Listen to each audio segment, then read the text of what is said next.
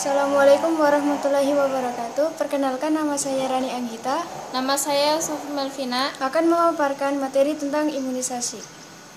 Next. Pengertian imunisasi. Imunisasi berasal dari kata imun, kebal, atau resisten. Imunisasi adalah suatu upaya untuk meningkatkan kekebalan seseorang secara aktif terhadap suatu penyakit, sehingga apabila suatu saat terpajan dengan penyakit tersebut tidak akan sakit atau hanya mengalami sakit ringan. Pengertian vaksin. Vaksin adalah antigen berupa mikroorganisme yang apabila diberikan kepada seseorang akan menimbulkan kekebalan spesifik secara aktif terhadap penyakit infeksi tertentu.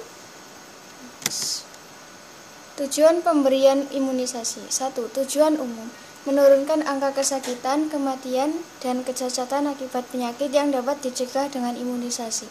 Tujuan khusus: A. Tercapainya target Universal Child Immunization, yaitu cakupan imunisasi lengkap minimal 80% secara merata pada bayi di seluruh desa atau kelurahan pada tahun 2014. B. Tervalidasinya eliminasi tetanus maternal dan neonatal insiden di bawah 1/1000 kelahiran hidup dalam 1 tahun pada tahun 2013. C. Eradikasi polio pada tahun 2015. D. Tercapainya eliminasi campak pada tahun 2015. E. Terselenggaranya pemberian imunisasi yang aman serta pengelolaan limbah medis, safety injection practice, and waste disposal management. Nah, sasaran imunisasi. Yang pertama, sasaran imunisasi pada bayi. Jenis imunisasi hepatitis B, usia pemberian 0-7 hari, jumlah pemberian 1 kali. BCG, usia pemberian 1 bulan, jumlah pemberian 1 kali. Polio atau IPV, 1 bulan, 2, 3, 4 bulan, jumlah pemberian 4 kali. DPT, HB, HIB, 2, 3, 4 bulan, jumlah pemberian 3 kali. Campak, usia pemberian 9 bulan, jumlah pemberian 1 kali. Yang kedua, sasaran imunisasi pada balita. Jenis imunisasi DPT, HB, HIB, usia pemberian 18 bulan, jumlah pemberian 1 kali. Campak, 24 bulan, jumlah pemberian 1 kali. Next. Sasaran imunisasi pada anak sekolah dasar SD atau sederajat.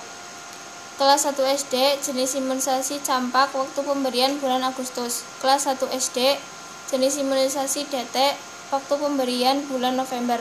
Kelas 2 dan 3 SD, jenis imunisasi TD, bulan November. Sasaran imunisasi pada wanita usia subur. Jenis imunisasi TT1,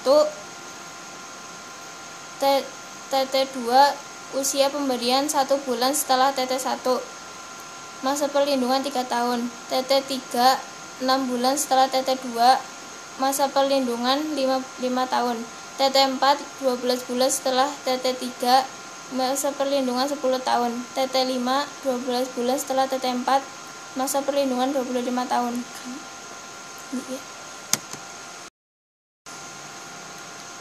Yang selanjutnya, imunologi PD3I. Imunologi adalah ilmu yang mempelajari tentang sistem kekebalan tubuh. 1. Sistem kekebalan. Jenis kekebalan terbagi menjadi kekebalan aktif dan kekebalan pasif. Kekebalan aktif, perlindungan yang dihasilkan oleh sistem kekebalan seseorang sendiri dan menetap seumur hidup. Kekebalan pasif, yaitu kekebalan atau perlindungan yang diperoleh dari luar tubuh, bukan dibuat oleh tubuh itu sendiri.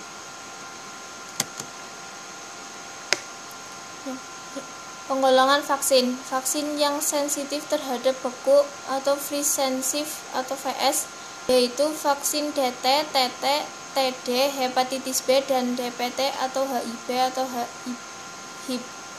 Vaksin yang sensitif terhadap panas atau heat sensitive atau HS, yaitu vaksin campak, polio, dan PCG.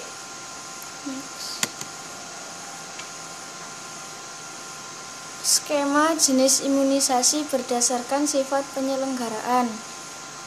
itu tertera pada gambar, yaitu imunisasi ada wajib, yang wajib, rutin, tambahan, khusus. Untuk yang rutin ada dasar, bayi umur 0-1 tahun, imunisasi lanjutan, balita, anak usia SD, dan wanita usia subur. Terus yang wajib ada tambahan dan khusus. Untuk yang tambahan ada crash program, PIN, sub, PIN, yang khusus calon haji atau umroh, KLB. Jadwal pemberian imunisasi dasar untuk bayi usia 0-11 bulan itu tertera pada gambar. Ya, lanjut. Ya, jadwal imunisasi lanjutan pada balita. Ini ada gambar. Ada imunisasi lanjutan DPT HB atau HIV pada 18 bulan. Kemudian pada 24 bulan diberi imunisasi campak. Jadwal imunisasi lanjutan pada usia sekolah. Pada usia kelas 1 SD diberi imunisasi lanjutan DT dan campak. Kemudian pada kelas 2 SD imunisasi TD, dan kelas 3 SD juga diimunisasi TD. Jadwal imunisasi lanjutan tetanus toksoid atau TT. TT1 DPT HB HIB 1, TT2 DPT HIB HIV 2 pada usia 3 tahun, TT3 kelas 1 SD 5 tahun, TT4 kelas 2 SD atau 10 tahun, yang TT5 adalah kelas 3 SD ke 25 tahun. Selanjutnya pendistribusian. Ada sistem rantai dingin. Yang pertama Bio Farma, nasional, provinsi, kabupaten, puskesmas, posyandu, dan sasaran.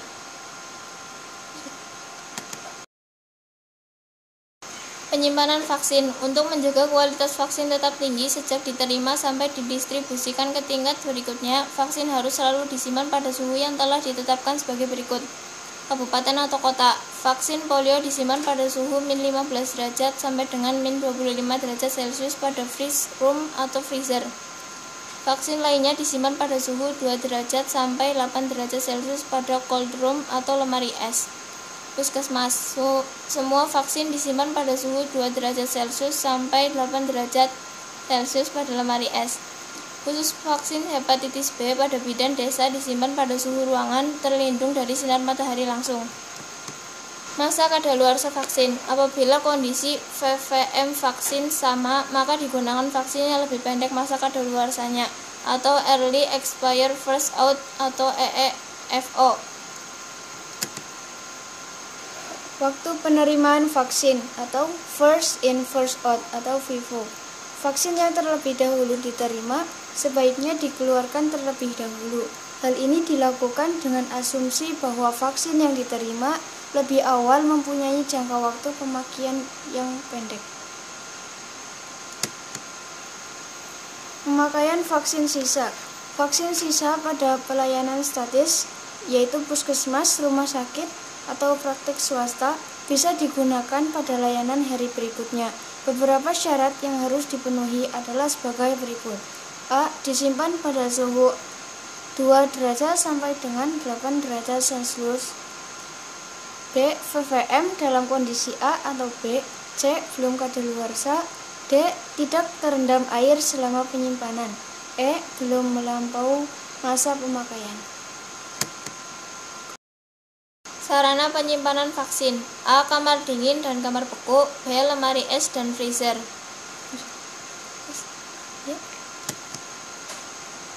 Pelaksanaan pelayanan imunisasi wajib. Berdasarkan tempat pelayanan imunisasi wajib, pelaksanaan imunisasi dibagi menjadi dua, yaitu pelayanan imunisasi di dalam gedung dan pelayanan imunisasi di luar gedung.